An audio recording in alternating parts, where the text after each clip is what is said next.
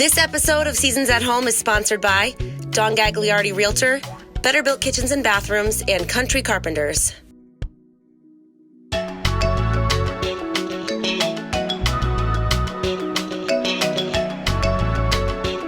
Welcome to Seasons at Home, a show that highlights all the ways we make a house a home. I'm Ashley Cole, and throughout the past year and a half, I've been reminded of how special my home really is. Around this island is where friends and family gather, sharing stories and laughing about life, where my kids do their homework, and where we rock out to our favorite songs. It's kind of funny how a kitchen is where food is stored and prepared, but it tends to be the gathering space in a home, so it makes sense that it should be a room that you absolutely love. Coming up on the show, we're going to take you to a recently updated kitchen that will give you plenty of ideas for your next project. But first, Maggie Pereira sits down with two dynamic industry professionals for some inside tips on how you can capitalize on the current housing market and some things that will help you sell your home faster and for top dollar. Interest rates are low, and it's a seller's market. So today, we sat down with Don Gagliardi to find out how you can get the most out of your home. So what kind of updates should I make to my home if I'm thinking about selling it? That's a really great question. I get asked all the time. The first thing I can tell you is definitely declutter. It's really important that buyers can see themselves in a space. They want to see, how big and open it is. They want to see how they can use it. And also to neutralize the space. You may love your artwork, you may love your family pictures, but buyers can't envision themselves in your home if those are all on the wall. So you really want to make sure that it is very open, very bright, very spacious, and very neutral. With the market being so hot right now, and it's really a seller's market, do I even need to stage my home? Is that something that people need to do in a seller's market?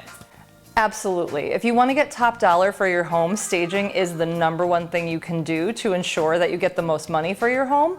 Of course, every home is going to sell right now if it's priced appropriately, but if you want buyers to really say, wow, this is an amazing home, I have to have it, I'm going to come in with my highest offer, I'm going to waive contingencies, not even do a home inspection. The best way to do that is to stage it and really get them excited about seeing themselves living there. So, things that are just as little as adding something to your table, putting little pops of greenery, pulling back curtains. It's something so little, but people don't think about it. You want the home to have as much light as possible, and just having staging and having the home present in a very crisp, clean, and perfectly move-in ready way is the best thing to do to absolutely have the most buyers come, put the offers, and increase your purchase price. I have a question now. As an experienced agent, do you find that homes that are staged more frequently lead to bidding wars? 100%. If you look inside, you look at the condition of the home and the staging. That's what buyers really look for. They look for, does this home look put together? Does this home look like a place I can literally just move in and not have to worry about anything? And when they think it does, they're all going to make offers. Every single home that I've put on the market recently with staging has gone over asking price with multiple offers, and it's just the best thing you can possibly do.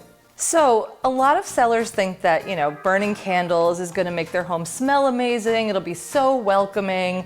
And it can be, but you have to be very careful with that because different scents can be very polarizing to buyers. And, you want to make sure that it doesn't seem like you're covering something up. But as far as being light and bright, I also tell my sellers when they're having showings start, leave every curtain and window, wide open with all the light coming in. Turn every light in the house on, make sure that doors are open. You don't want every door in the house closed because then it feels very unwelcoming. So you just want to make sure that when you have buyers walk into your home, it feels like, I'm coming home.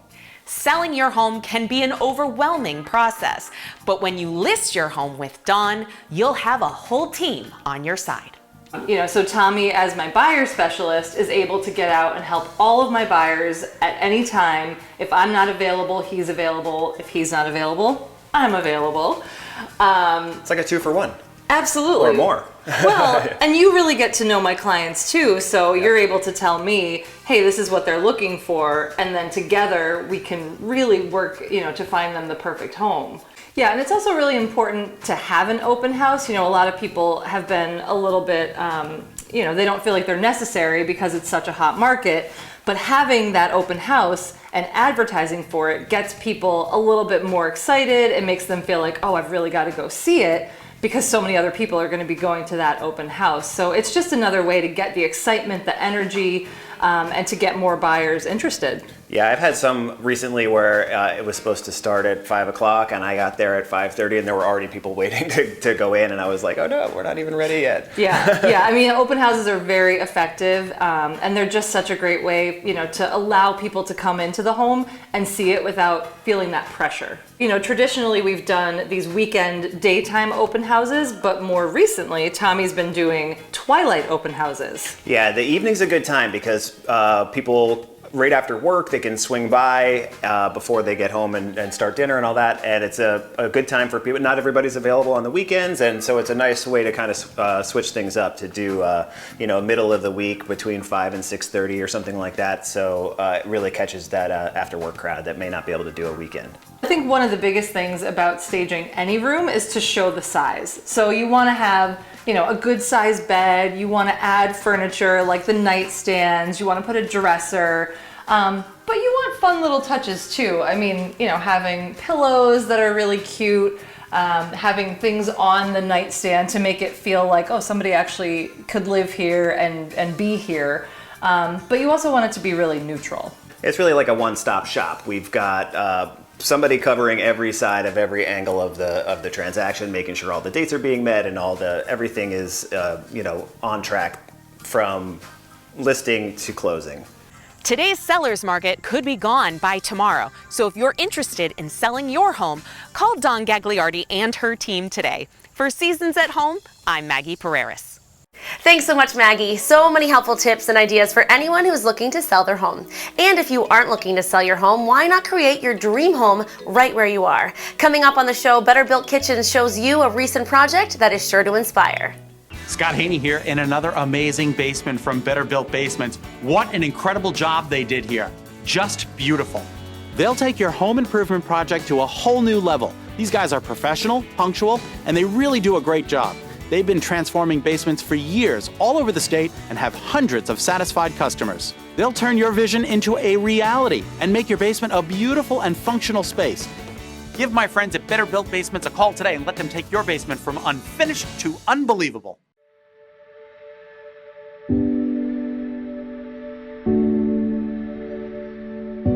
Barn raisings have that romantic air to them, or at least they should anyway. And we do the traditional hanging of the bough on the ridge if we get that far during the barn raising day. So it becomes sort of a family and community event. Friends and family gather, and so we try to make it as exciting for the client as possible.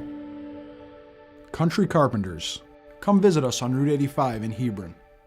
My name is Dawn Gagliardi. I am on the Corrado group at Coldwell Banker. I am a real estate agent and I work with both buyers and sellers. I currently live in West Hartford, Connecticut, which is actually where I grew up. I cover all of the greater Hartford area and all of Connecticut. I also have a great team of realtors and connections all throughout the country, so I can help people buy or sell a home anywhere in the country. I'm able to help my clients buy their perfect homes and sell their homes for top dollar. I think we can all agree that a kitchen is the space where we spend the most time with our family, with our friends, with guests, so it should be a room that you absolutely love. I'm here with Wayne Sirota from Better Built Kitchens. Wayne, it's great to be back with you. Same here. Last time we were together, we were in a basement that you Yes. had redone that was beautiful, and this kitchen is stunning. There are no words. It's absolutely beautiful. So we're going to Thank talk you. more about it. Let's talk about what it looked like before you came in. Sure. So there were two separate rooms here. There was a dividing wall, and we had an opportunity to redo the cabinets. We restained or refinished one set of wood floor and put down new wood floor in this room. And it's really the chance, probably once in a lifetime, that you get to make it your home by redoing the kitchen. And the homeowner really wanted to open the space up as a mother that wanted to have more open concept to be Yes, with her family. yes. And the space really does just shine. It's beautiful. Right. It works well for entertaining, for the kids to be able to eat, or the family to be able to eat on this nice island. This is granite. They had it finished with a matte look with a leathered top. This is so cool. It I've makes never the seen this surface pop. before. Yes, it does. First, we do a layout of the new plan. We make sure everything's laid out properly, refrigerator, stove, so it's conducive to cooking.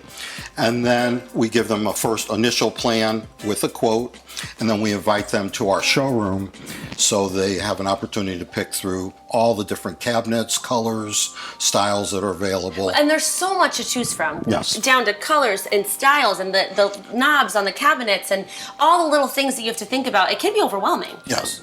And it could be painted or like this surface in various colors, or it could be stained, depending on what the customer wants. But you're helping them to come up with the design, to come up with the features, all of the different accents and pieces. You can help them throughout the entire process make those decisions and find what works best. Right. What really separates Better Built from everybody else is we're a one-stop shop.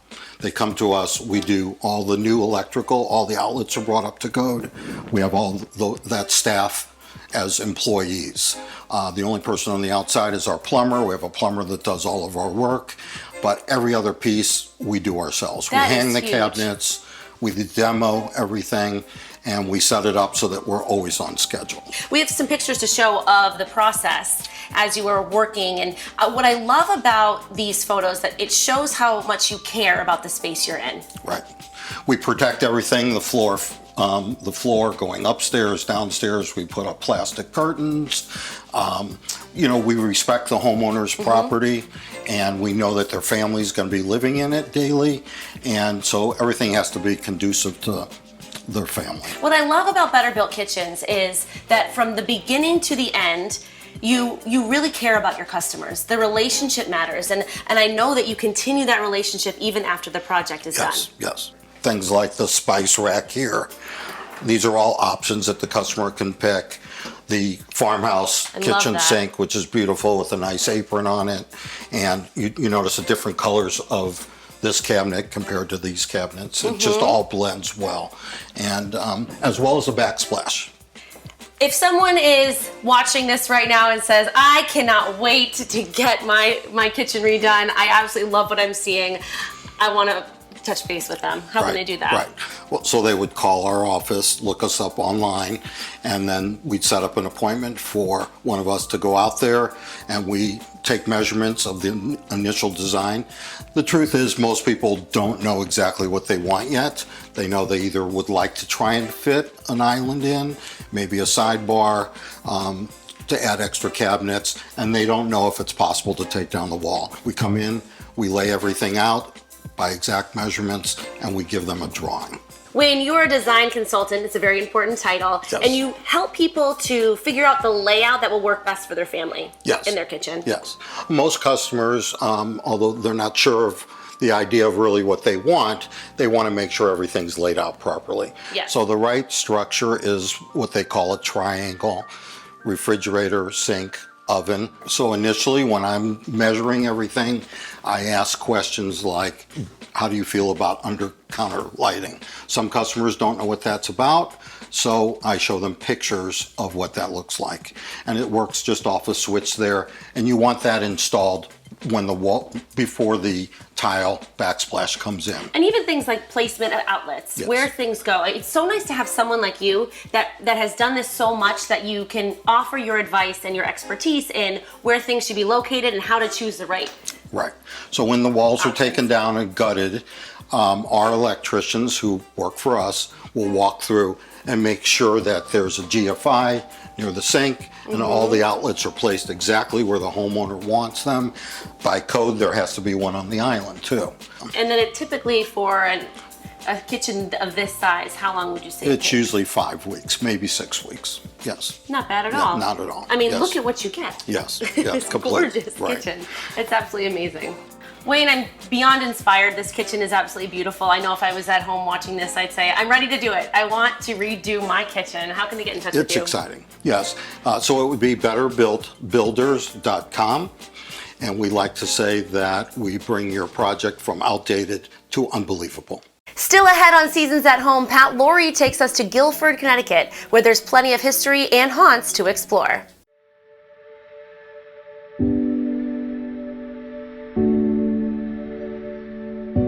Barn raisings have that romantic air to them, or at least they should anyway. And we do the traditional hanging of the bough on the ridge if we get that far during the barn raising day. So it becomes sort of a family and community event. You know, friends and family gather, and so we try to make it as exciting for the client as possible. Country Carpenters.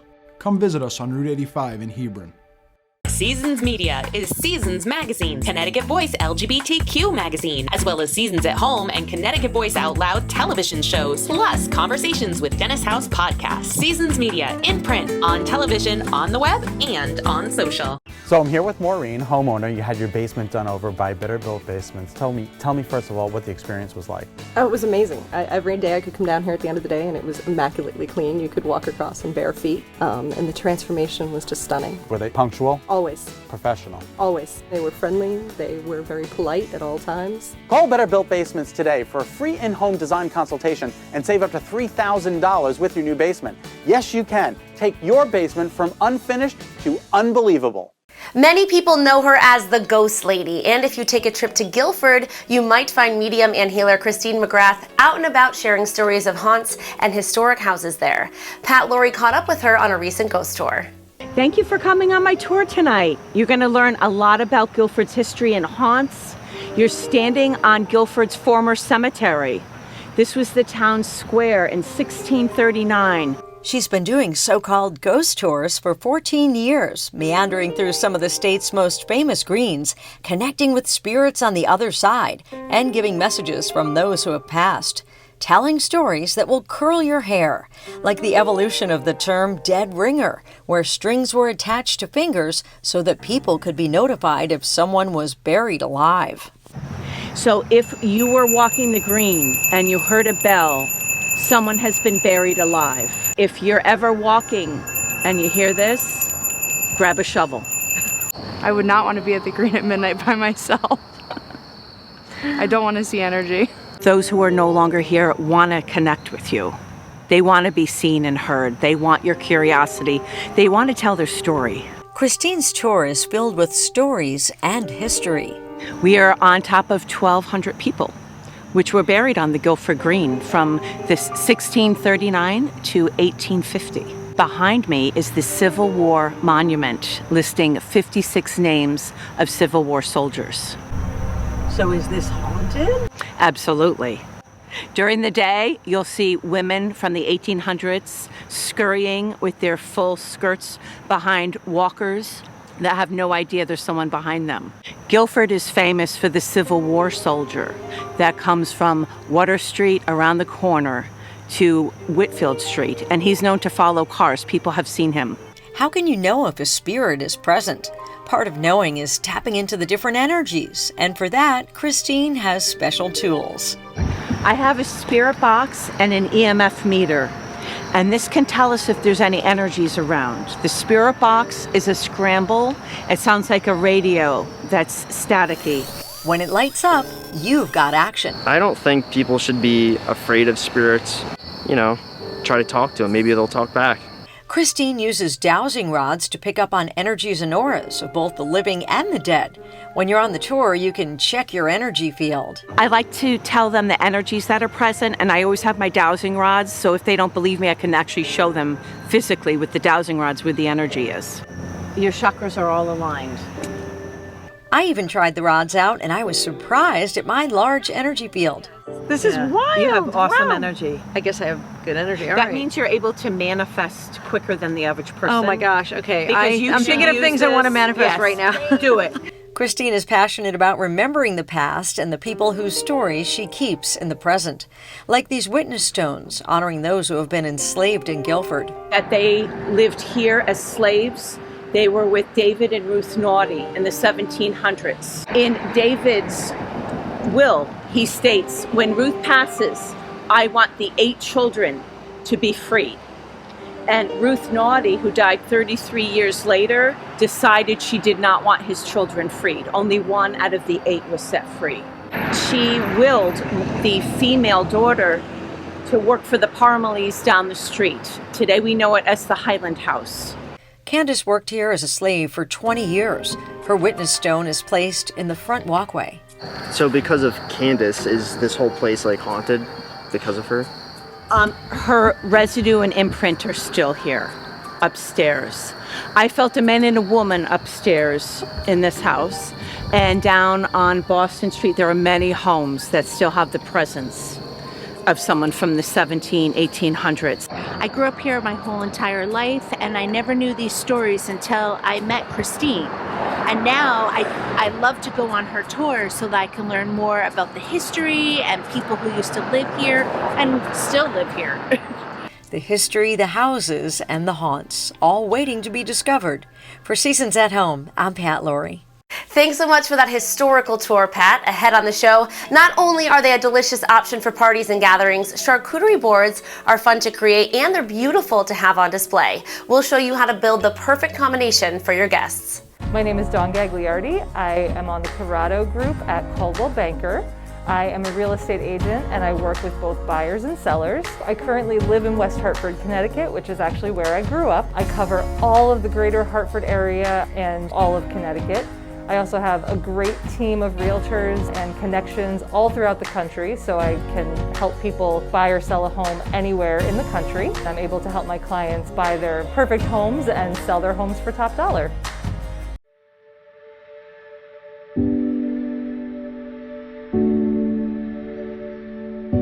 Barn raisings have that romantic air to them, or at least they should anyway. And we do the traditional hanging of the bough on the ridge if we get that far during the barn raising day. So it becomes sort of a family and community event. You know, friends and family gather, and so we try to make it as exciting for the client as possible. Country Carpenters. Come visit us on Route 85 in Hebron. Scott Haney here in another amazing basement from Better Built Basements. What an incredible job they did here. Just beautiful. They'll take your home improvement project to a whole new level. These guys are professional, punctual, and they really do a great job. They've been transforming basements for years all over the state and have hundreds of satisfied customers. They'll turn your vision into a reality and make your basement a beautiful and functional space. Give my friends at Better Built Basements a call today and let them take your basement from unfinished to unbelievable. Charcuterie boards, not only are they colorful, they're fun to put together, but they are, most importantly, delicious. Especially this one that we're about to assemble with Jessie Sierra Ross, food and lifestyle blogger from straighttothe-hipsbaby.com. Jessie Sierra, so nice to have you here. Thank you so much for having me. In my kitchen, and we call the same town home. Yes, we do. Which is really nice, and our kids go to school together, so we both share the importance of being at home, inviting people into your home, and of course the town that you love and call Absolutely. Home. It's about hostessing, it's about bringing people that you love into your abode and really wining and dining them, and this is the easiest way to really prepare those amazing appetizers. Well, I did take a peek at your blog, and this entry was so beautiful and colorful, and it had so many great ideas. So you're going to take us through how to assemble it and what types of meats, cheeses, and things we should think about when we're putting it together. Absolutely. Where do we begin? All right, so the very first thing we want to do is actually choose our platter, or it could be a cutting board, or it could be even a piece of butcher's paper, really anything that you want as long as it's flat.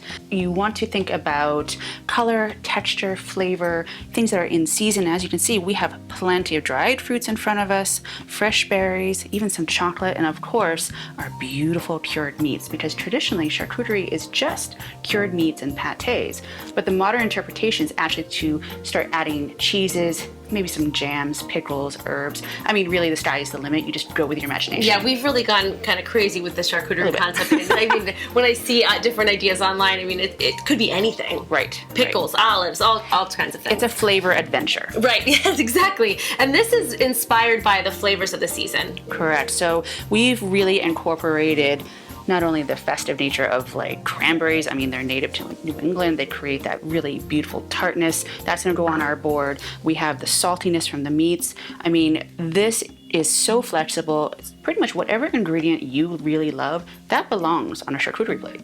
A great tip for creating a charcuterie board is to place your bowls of items, whether it's jams or pickles, I'm sure this would love to go on that board as well, first, so that you're establishing an anchor. The second thing you want to do is choose your cheeses. Now, today I've chosen a Spanish manchego. There's also an herb goat cheese and this amazing smoked cheddar. So pick 2 cheeses, whatever ones you like, and put them on the board. Oh my gosh, okay. No pressure. Not at all. I'm gonna put the goat cheese. Lovely. Okay, you can correct me. No. I'm not an expert like you, but and then this smoked cheddar, I'm getting whiffs of it, so I'm gonna. It's delicious. If you said I can put what I love on here, then it would be that. And it works perfectly. And I mean, you could even go crazy and put 3 cheeses on there. It's really flexible, and it's about whatever you have on hand. So the next thing we're going to do is add our proteins. Now we have some salamis, speck, prosciutto. There's also some heritage bacon and smoked sausage. You want to do about 2 to 3 of these proteins. And I'm gonna leave it up to you again. Okay. Whatever ones you want. So I love the kind of the different textures that are in this. So we'll put this. This is the salami. The salami. And for these thinly sliced meats, you can just sort of fold them on. So this is prosciutto. Okay. So it's a little bit fattier. And you just kind of fill in the blanks. We have some beautiful speck over here. And you just kind of mix and fill. Okay. Think color. Can I put some bacon on there? Absolutely. Everyone loves bacon. Should I don't know how to, do I leave it like No, in just full leave it strip? whole, and you can leave it on the side because it adds a linear element. And there you go. Beautiful. So we still have some gaps on the plate, so it's time to start adding our fruits. Got it. These are dried figs. Just start to layer, add it on top. Now so you've put some apricots, some blackberries. Blackberries. I have some dates. Dates, okay. Which I adore. Really, really, really good. I have some dried cherries right here. So we have some raw pecans. Pecans or pecans? Is it tomato? Oh, you know. Charcuterie. If I were a good Bostonian, it'd be pecan. Oh, pecan. But I am not a good Bostonian, so I'd say pecan. Yeah. We're good townies here. There you go. You can add even chocolate, dark chocolate. Should I take it out of the bowl? Yeah, take it out, put it on, find a spot. Okay. Right there. This is so beautiful, Isn't it pretty? Jessie? So it just kind of fills in. Yes. And as you go along, you just kind of mix and match and see what goes on. Do we put crackers on the board or should they stay separate? I prefer to keep them separate. I think that the real estate should be really taken up by this, beautiful cheese and the meats, and there's such a variety here. Yeah, and there's only so much real estate. Exactly. So, yeah. And when you garnish with the rosemary here, it becomes festive. It becomes very holiday. Look at that. And that's that's it. That is so beautiful. And it really is taking things that you either have in your fridge or even making a short list and grabbing really quality items. It's just one of those easy appetizers. It's no sweat, but it looks like you just spent an hour and a half in the kitchen. Your guests will be so impressed. And your blog has many different options to choose from when it comes to entertaining ideas and cocktails, but this specific charcuterie board is listed there with all the ingredients and all the tips and tricks to putting it all together. Absolutely. I am here to help you entertain this holiday season. Whether you're looking to sell your house or update the space you already call home, explore the haunted history of Connecticut, or create the perfect appetizer for the holidays, Seasons at Home is here to offer ideas to bring more comfort and joy to your everyday life. Thank you so much for joining us, and stay tuned for the next Seasons at Home, where we highlight even more ways to make your house a home.